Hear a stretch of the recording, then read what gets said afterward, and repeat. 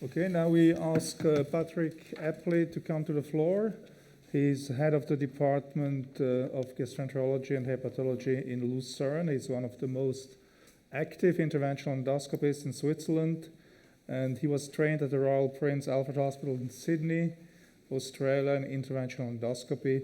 One of his focus, but not only, is bariatric endoscopy. He's board member of the Swiss Society for the Study of Morbid Obesity and Metabolic Disorders. And so nobody can better answer the question if bariatric endoscopy is ready for prime time. So Patrick, we are happy to have you here and we are looking forward to your talk. Thank you. Thank you very much, Jan. Dear chairs, dear colleagues, first of all, many thanks to Stefan Sewa, the organizing committee, for the kind invitation to this year's EndoSwiss. It's a pleasure to be here and to talk about bariatric endoscopy and its applications. The pandemic of obesity and its comorbidities, especially diabetes and MEF-LD, is a huge challenge for the healthcare systems all around the world.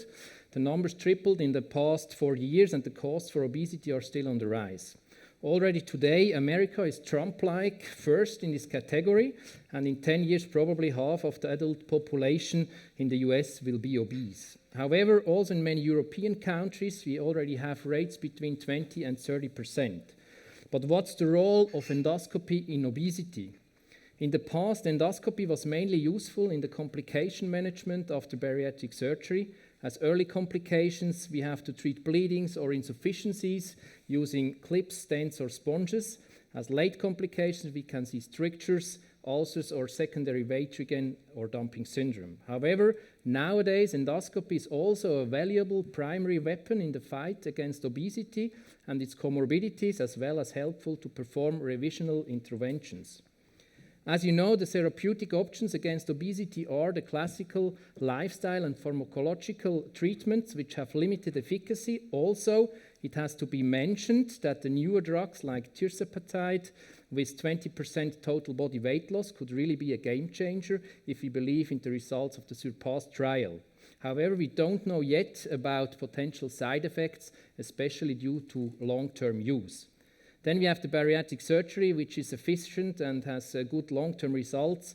However, this option is only chosen from 1 of 5 obese patients due to fear of surgery, complications, and pain. And between these two options, the endoscopic bariatric therapies have been positioned. They are less invasive and reversible and have hardly any complications, and they can be used to bridge to surgery as an alternative to surgery and to treat complications. Depending on what kind of therapy you use, treatment success is based on multidisciplinary care within an experienced obesity center. Which requirements endoscopic bariatric therapies have to achieve to be accepted as effective and safe? If you look at the recommendation from the ASGE, it needs, among other points, a reduction of at least 25% of excess weight loss 12 months after intervention and less than 5% of serious adverse events. In the meantime, several papers and guidelines have been published showing the growing interest about that topic. Soon also the ASGE and the ESG will publish together a brand new guideline. But what options do we have as endoscopists at the moment? The options have to be divided into interventions targeting the stomach or the small bowel. However, depending on the different options, it's always the question about efficacy, feasibility, tolerability, and safety.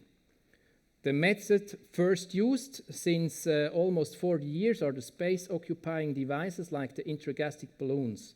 Nowadays, there are several types of balloons available with comparable results, but the problem is always the same. After removal of the balloon, the lost weight quickly comes back. Then we have a PEG tube-like system called Aspire, which had been withdrawn from the market last year. And last but not least, there are several suturing and plication techniques and systems which are actually very popular. At the moment, there are 4 types of such systems. Endomina and EndoZip are not that known yet, and there are hardly any studies available. Whereas ESG, Endoscopic Sleeve Gastroplasty, and POSE, Primary Obesity Surgery Endoluminal, are the leaders in the field. Concerning POSE 1, I have to mention that initially the applications have been made in the fundus and because the results of the essential trial failed to meet predefined weight loss endpoints and were considerably worse compared to ESG. Recently, the POSE-2 procedure was developed where, similar to ESG, mainly the gastric body is shortened and narrowed.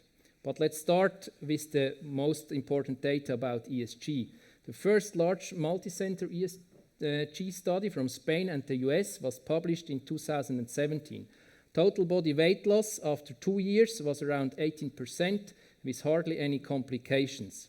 The largest ESG study yet, with more than 1,000 patients, comes from Saudi Arabia and was published 4 years ago. Excess weight loss 18 months after ESG was more than 60%, and there was also an impressive improvement of different comorbidities.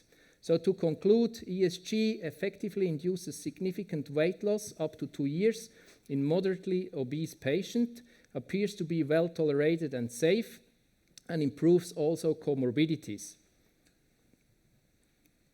Here we have one of the most actual and relevant ESG studies published in Lancet a few months ago. The study was performed at 9 US centers and 2 groups have been compared: lifestyle modifications and ESG versus lifestyle modifications alone, which means calorie diet and physical activity. The results were significantly better in the ESG group, the blue line, compared to the conservative line, the red one. Total body weight loss 14 versus 1%, and also for the 75 patients who crossed over from the lifestyle modification to the ESG group had a good result. In addition, ESG led to an improvement of most metabolic comorbidities, so the authors concluded that the intervention is safe and results in significant weight loss maintained for 2 years at least, and that it has important improvements of metabolic comorbidities. If we would combine ESG with a new generation drug like liraglutide, the results would even be better.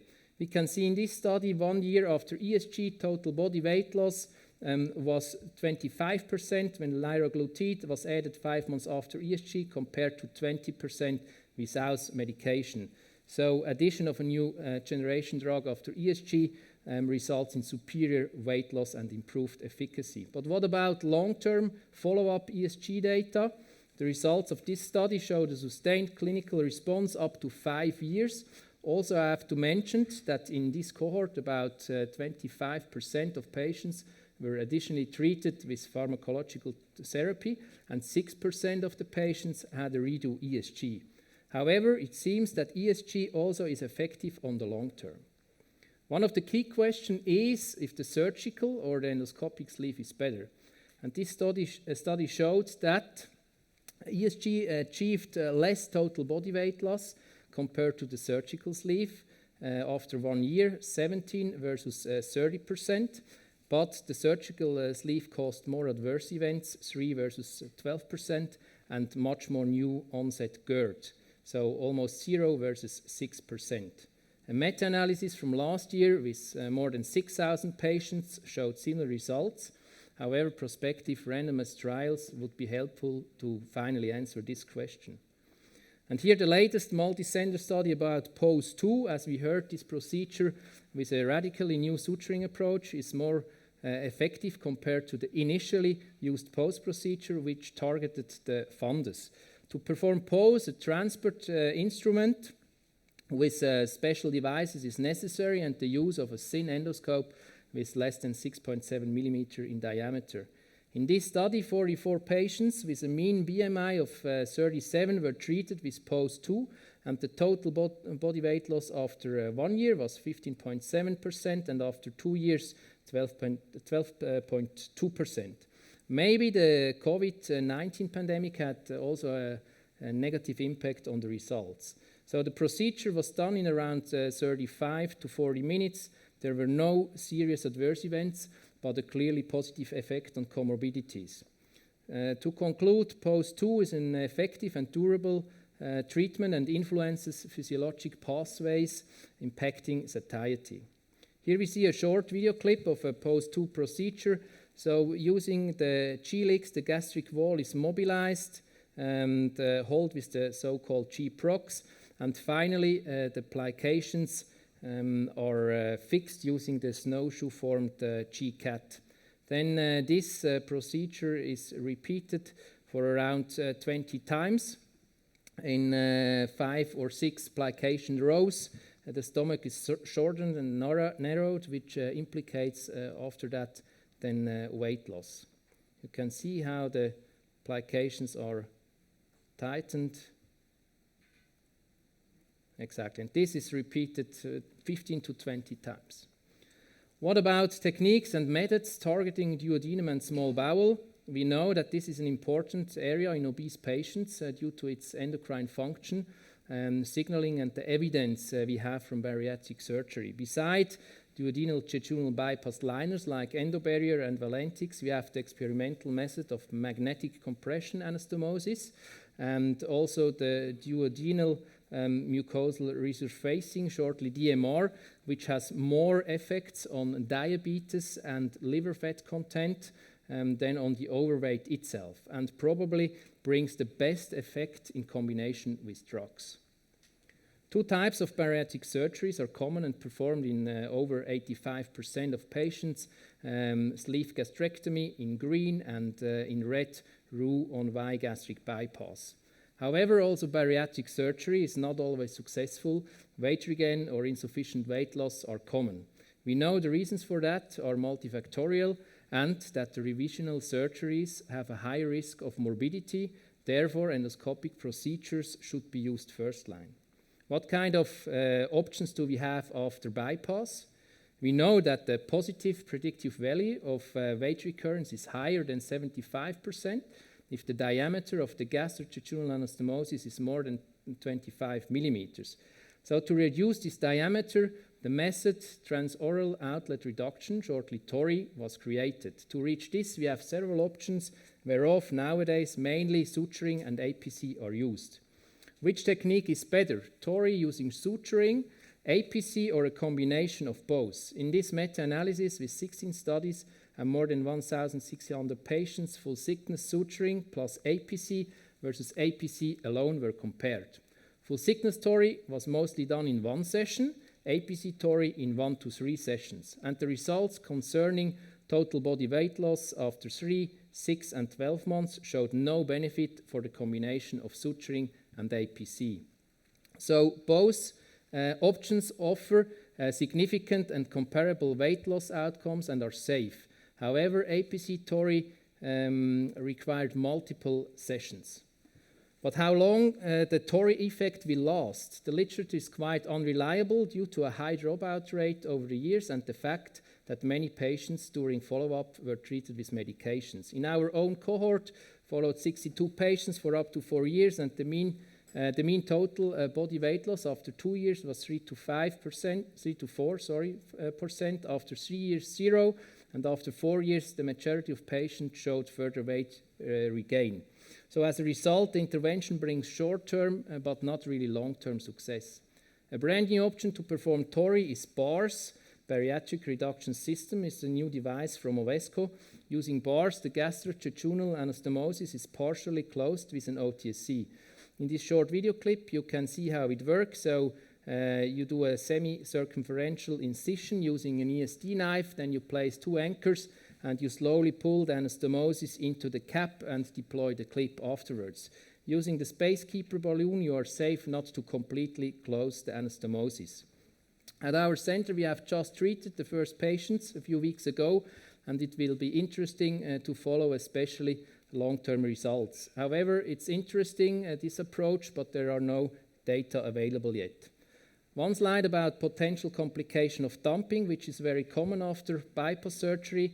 In this retrospective study from last year, 98 patients, 2/3 of them with severe dumping were treated with TORe, and 85% of them still had no symptoms 3 years after the intervention.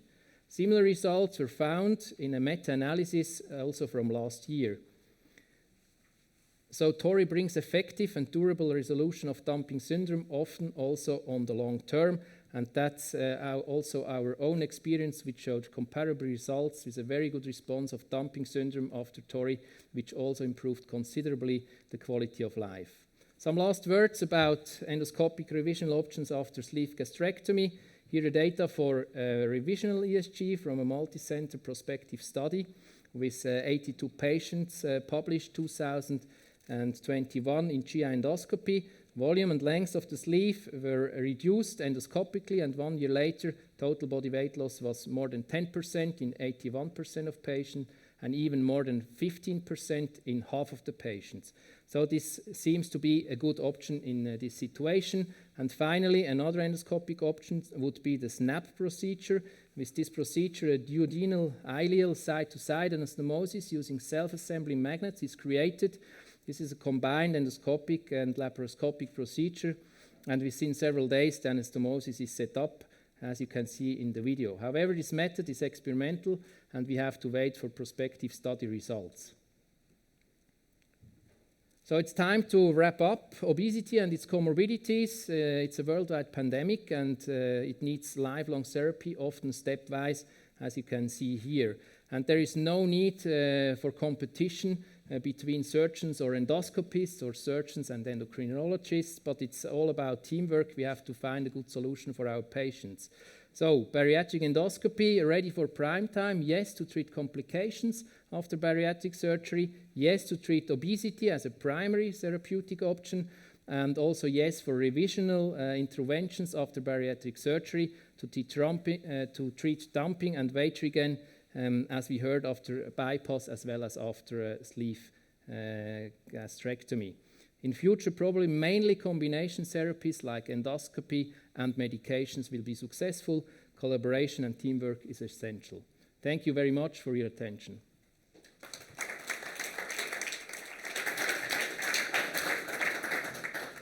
Thank you, Patrick, for this excellent talk. You've really covered all subjects, topics. How long is your waiting list now?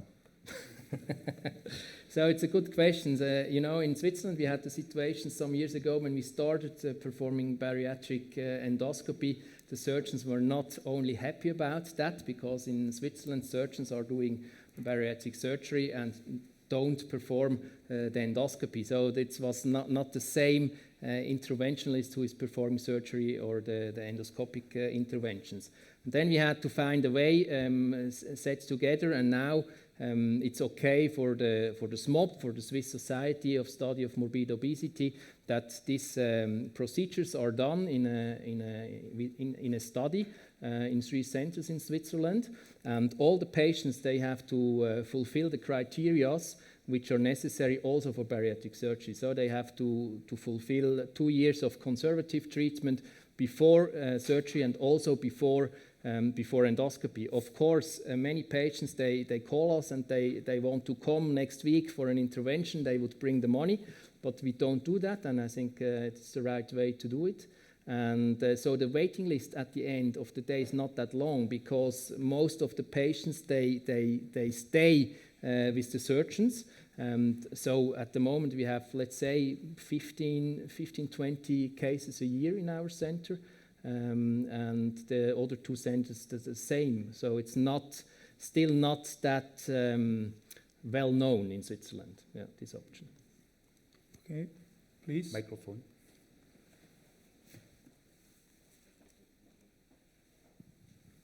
So I have 2 questions. The first question is regarding ESG.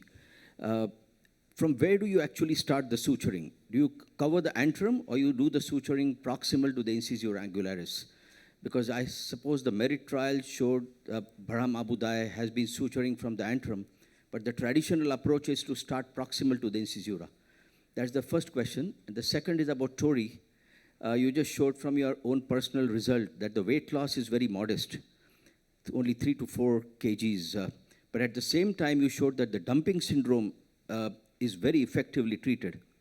So why is the weight loss so modest when you have narrowed down the gastrojejunal anastomosis, and at the same time the dumping syndrome gets properly rectified? Mm-hmm. So the first question, we always started incisura angularis, so we don't touch the antrum and we don't touch the fundus. We start at the incisura angularis and go up until the fundus, but we don't touch antrum and fundus. I think that's the classical way. And the second question is about the TORe. So this is a very good question, and we don't know the answer yet, because it's really like this. In our center, we do hardly any TORes for weight regain because we have seen in our population and in our study group there is not really a good success. But we have very good results for dumping. So I think, let's say 90% we do for dumping and just about 10% for weight regain if the patients really want to have the procedure. Also, we tell them, listen, the results won't be great. Yeah. Thank you. Okay, are there any other questions? From the web, there is no other question. So thank you very much, Patrick, for this excellent talk.